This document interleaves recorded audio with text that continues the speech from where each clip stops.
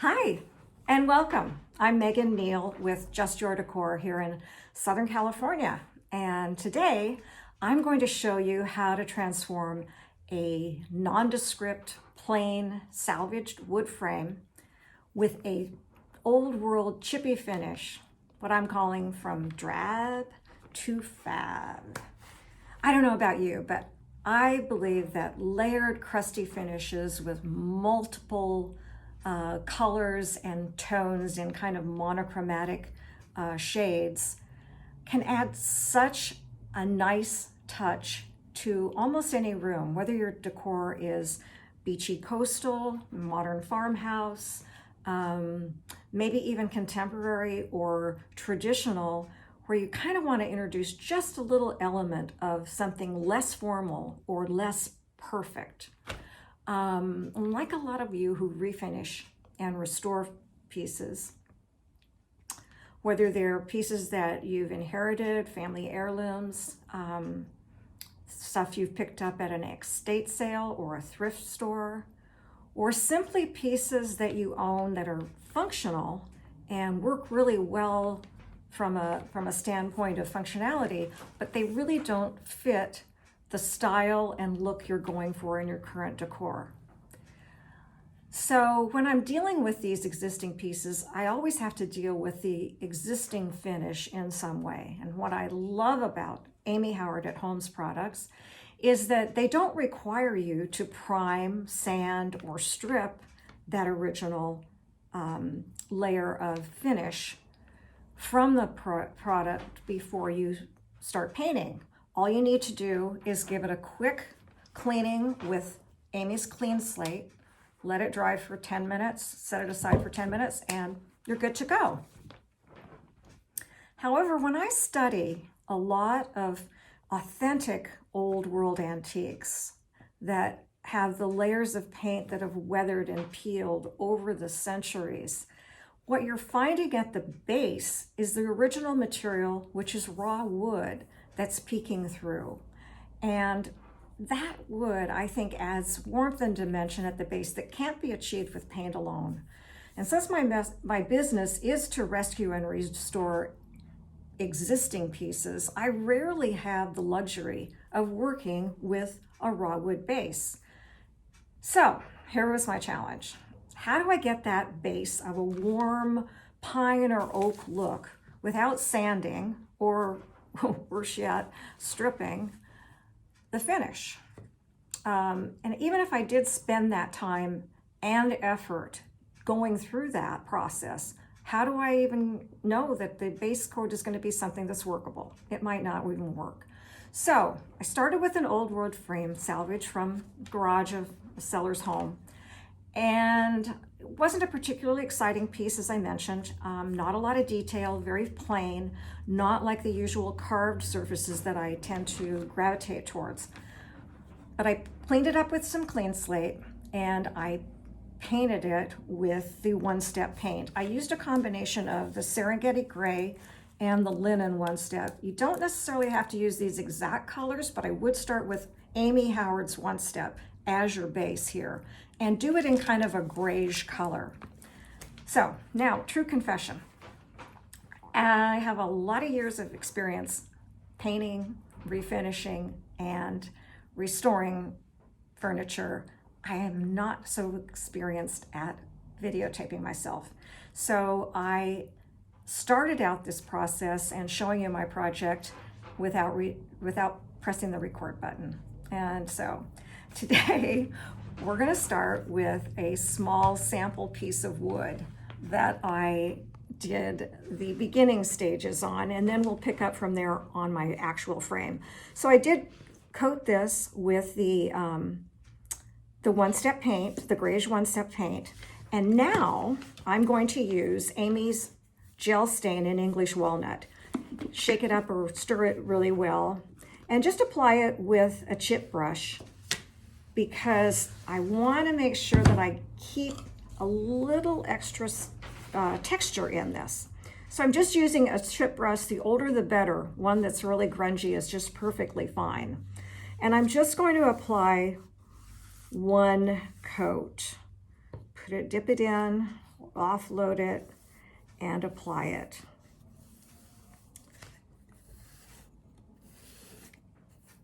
And normally when I'm working with the gel stain, I would probably take off the excess using an old lint-free rag. But today, because I'm looking to get some sort of a striated wood grain look that would happen with natural wood, and I want that kind of organic look, I'm spreading it,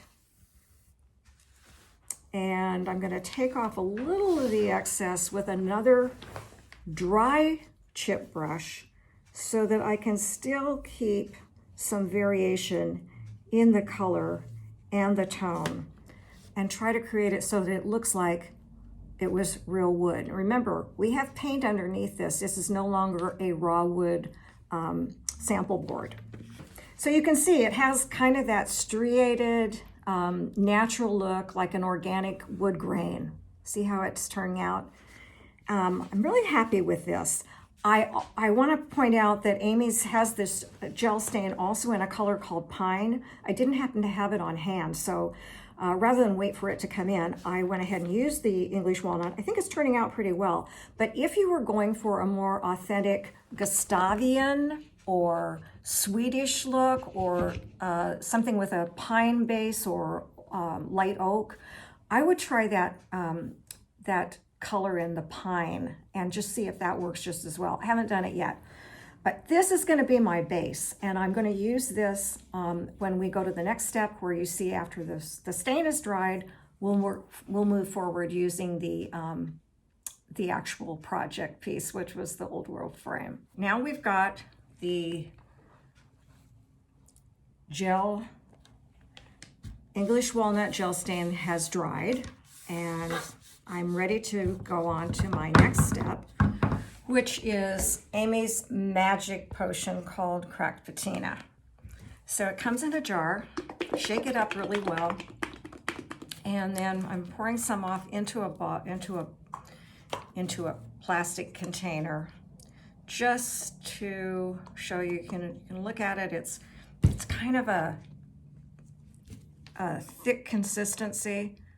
In order to give it just a little more viscosity, I'm going to add a little bit of warm water. Mix that in to just thin it down just slightly. And I'll just mix that up with my chip brush to make it spread a little easier. The water's going to help. Give it a tiny bit more. When you're using the Cracked Patina, it always has to be layered between two coats of paint. And so normally you use it with our one-step paint. This time we do have the gel stain over the one-step paint, but I think this is going to work just as well. So now I'm going to offload it and just start painting.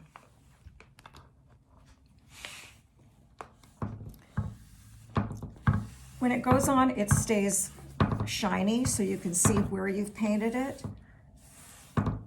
And I want to get a good coat, not terribly thick.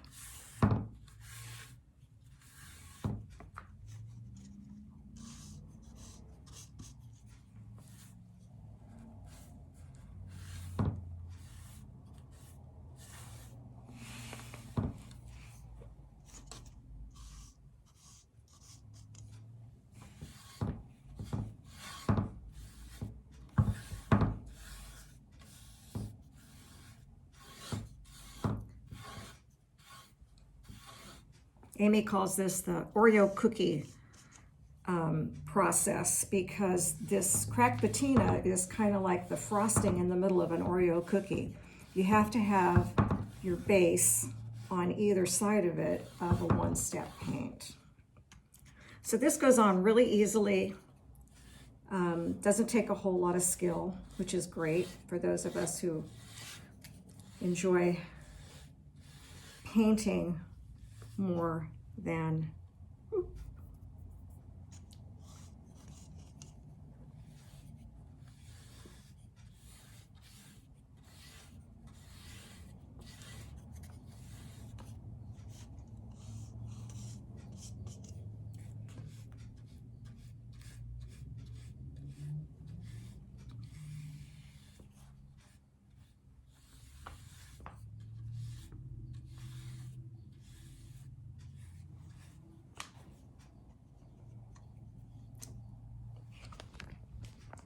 Okay, we're gonna let this dry, give it a little bit of time to dry, and then come back and put on our first coat or our next coat of one-step paint. Okay, so finish up with some of the other sides, get the rest of it done. Again, just put it on fairly quickly, work fairly quickly so that you're not reworking the same space with your one-step paint. Do long, smooth strokes if at all possible. In this case, I don't have a lot of carving, so I can get it on pretty easily. There you go. There's another one.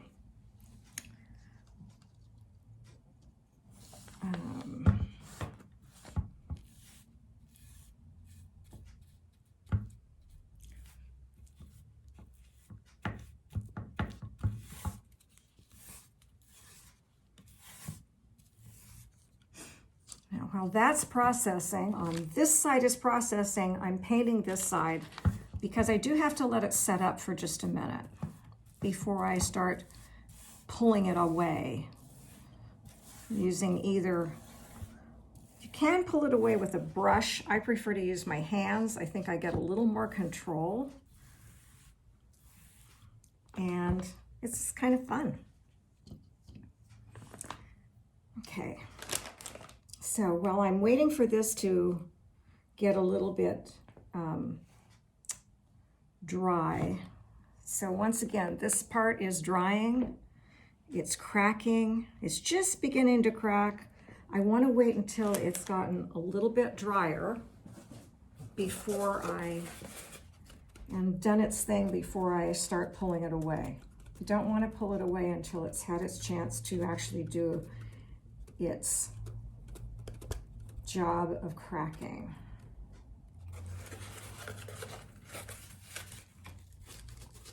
Might have gotten it a little thick on this side.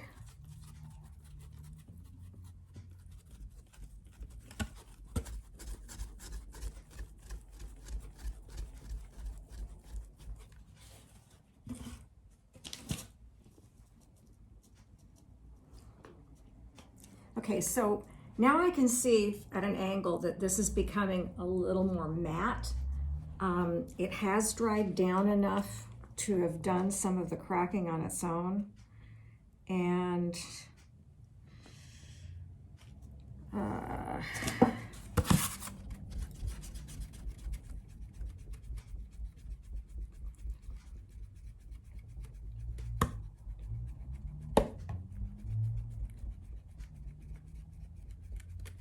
don't be too anxious to get in there and pull it away before it's had its chance to crack on its own and dry down. It really does have to get to a certain point of tack.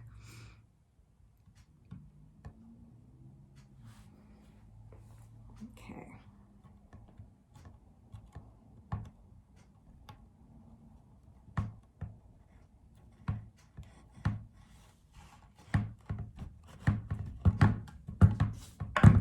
So the edges would have been the places where we would have seen the wear happen first. I'm going to show you how you want to pull that off. Same with the inner edges.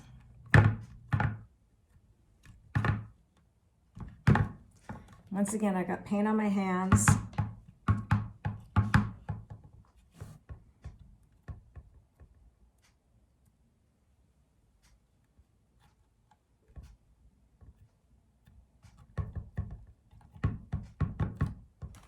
Let's get another baby wipe out, wash them off. I can't stress to you how important it is that you keep washing your hands, because otherwise you are going to start redepositing paint back onto the surface.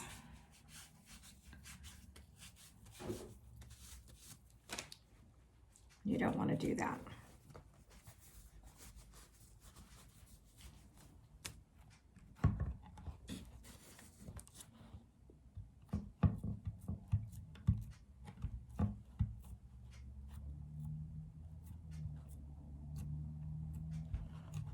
Keep turning your hand, pull up in different areas so that you've got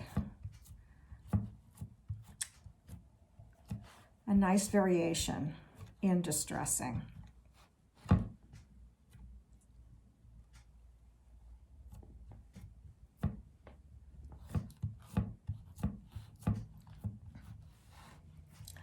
I'm loving it.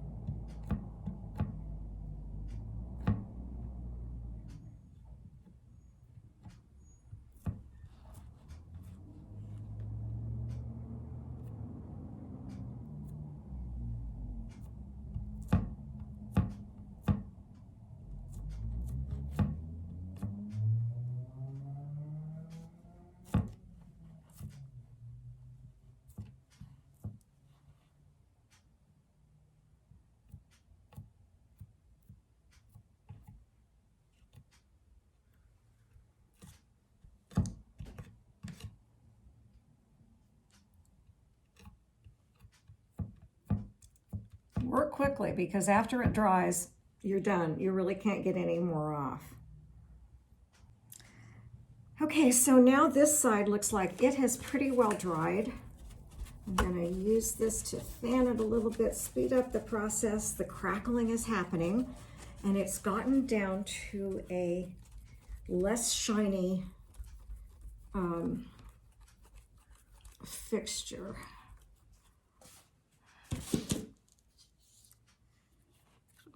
Bit more there. Pull a little of that off.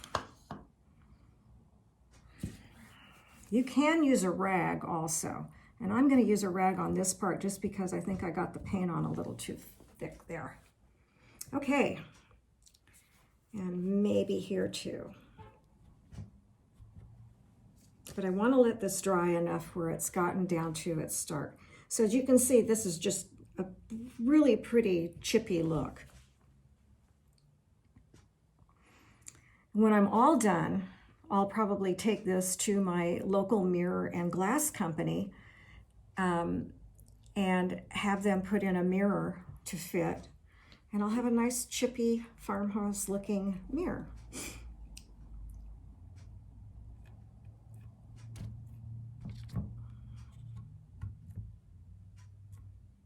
Here we go again. Ooh, this is fun. You really can't mess this up. It's a messy process, and the more you do this, the more you're going to fall in love with it. I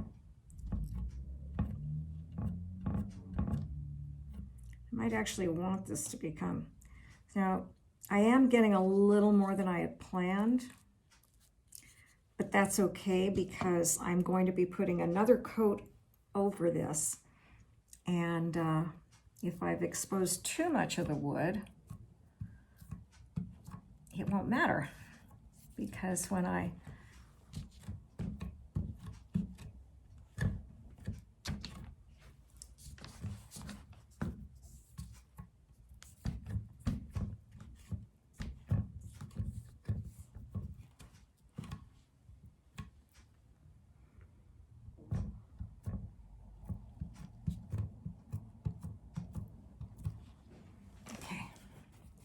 Baby Ripes to the rescue.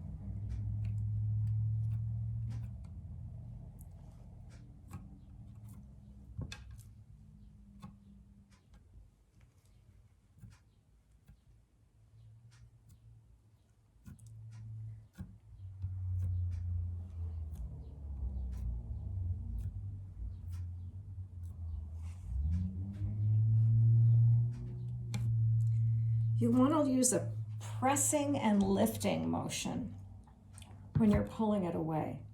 You don't want to smear it and smudge it. I did a little more smearing on this side, which I'm not as happy with, but luckily I'm going to do a second layer of Cracked Patina and a second color of One Step. So I'm hoping to be able to correct that when I get to that step.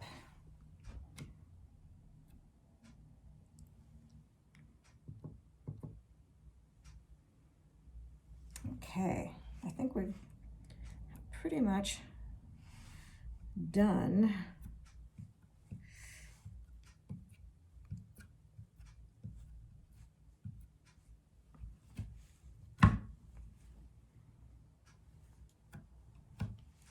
Okay. All right, so now I'm going to let this dry and go wash my hands, let this dry, and we'll be back in just a minute.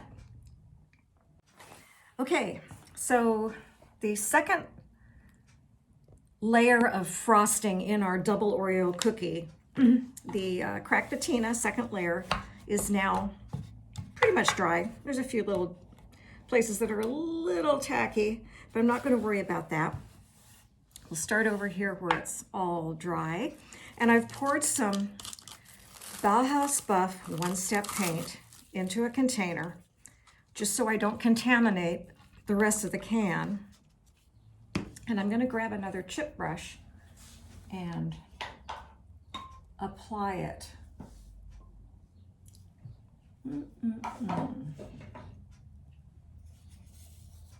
Okay.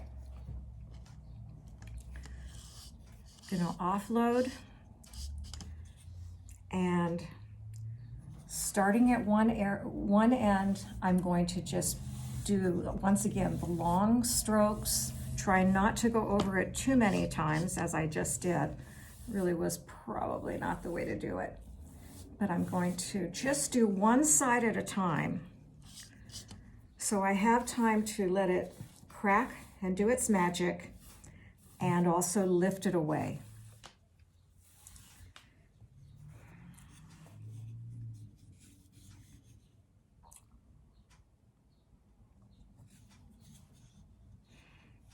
Okay, let me move this out of the way here and turn the camera down again so that you can see what it's doing.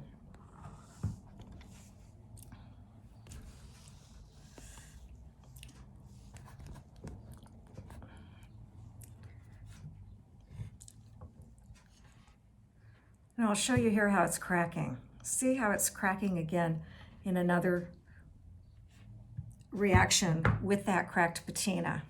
Really loving the way it's turning out. Once again, I'm going to try to keep as much of the brown showing. I'll have some of the green of the One Step paint that I just did.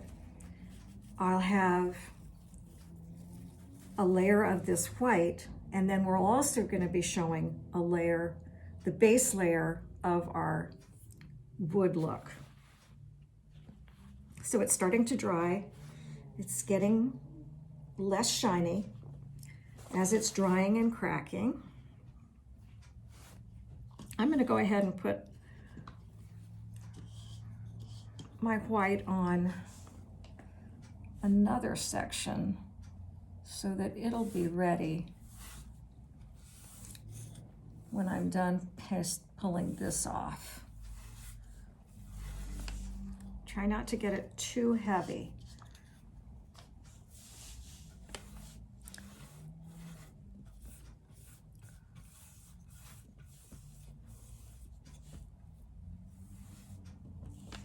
Okay. Or it won't ever dry. Woo-hoo. Okay. So I've got a second coat on this here, and it's still real shiny. It's not ready to be pulled off, but this area over here is starting to show that it's ready to go. So I have my baby wipes, all my mess over here, to help me clean off my hands as I work. And I think this looks like it's just about ready to go. You have to do it just at the right spot. If you wait too long, it'll fully dry and you won't be able to pull it away at all. Ah.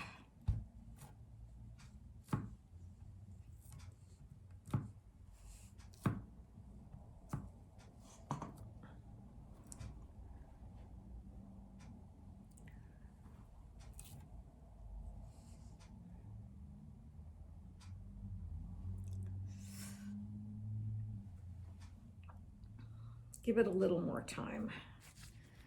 You want it to be a little bit tacky,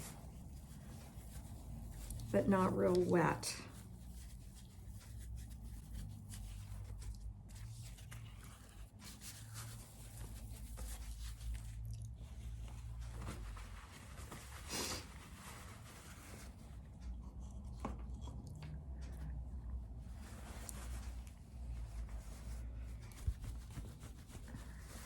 Try it just a little bit more.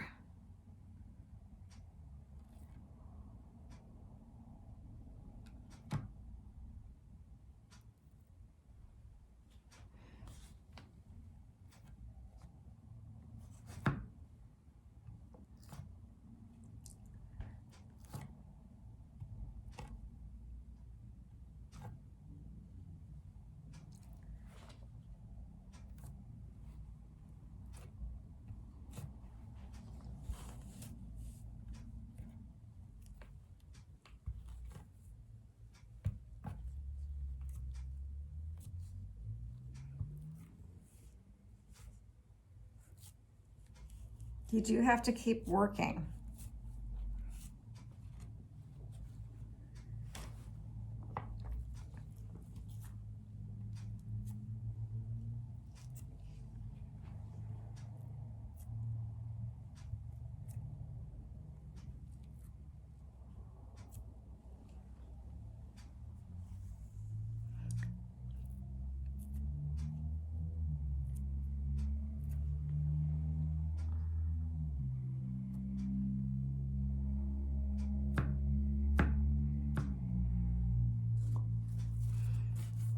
Okay, now my hand is full. I better wipe it off pretty quickly here, or I'm going to be reapplying it.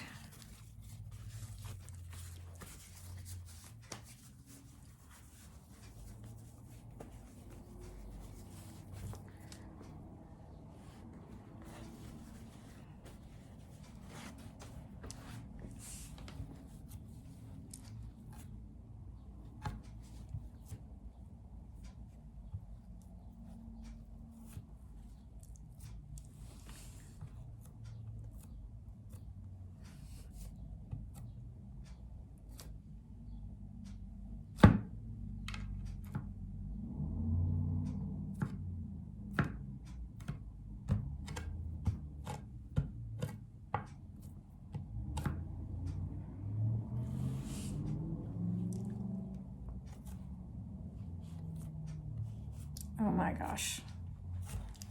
So here we're getting it up and we're revealing not only the green that was the first Tuscan sage, but we're also now seeing some of that brown peeking through from our base layer of the original material.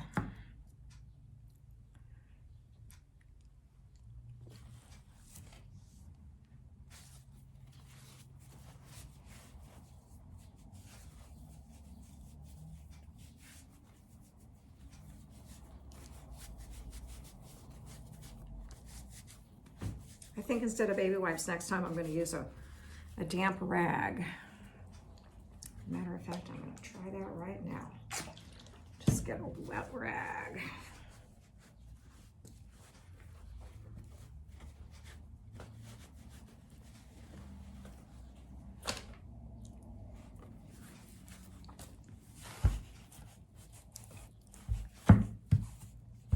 Okay, you do have to work, as I said, work fairly quickly. You don't want this to get all the way dry, or you will never be able to pull it away. So that's fabulous. Now I'm gonna go down to the second area that I was working on, that I painted. It's also gotten pretty dry while I was working on this piece. You can see how it turned out. I love it. See the way it's, let me get it up there really close so you can kind of see. It's even prettier in person. So I finished the project, and now for the big reveal. I think it's turned out pretty darn well, considering that I was going for a wood look. I think the wood is showing through in a pretty authentic way from beneath those layers of paint that have chipped and cracked, and it's really lovely. It's really luscious. Oops, messed up the camera there. Okay, so anyway, because this is going to go to just have a piece of mirror put in it and be hung on a wall, I'm not going to worry about having another top coat on this. The last coat of paint is one step, which has its own built-in top coat, does not require another top coat. But if you are afraid of possibly having a little extra chipping that wasn't intended, or you have a piece that's going to get a little bit more use, like a chair or a table or a desk, I would suggest putting on a coat of the matte sealer, which will keep it that dead, flat, matte look, and not take away from the aged look. If in fact you don't mind a little bit of extra sheen, you can put on the Amy Howard at Home light antique wax, a little bit of the dark antique wax, and then a slight dusting of our Dust of Ages to replicate dust that would have settled over the centuries into the cracks and crevices. But I'm not doing any of that stuff. I'm really happy with it the way it is. And I can't wait to try this on another piece. I'm thinking it's going to work just as well as a base layer for my milk paints that I can antique and have the chippy look on with the gesso. Can't wait to try it. Anyway, hope this has been helpful to you. Please join Amy Howard at Home's Facebook before and after page and share some of the projects that you're working on, because we'd love to see them. And I will be also sharing my next projects where I use this and all the other combinations of Amy Howard's fabulous products. Thanks again for joining me, and now it's your turn to go enjoy the bragging rights.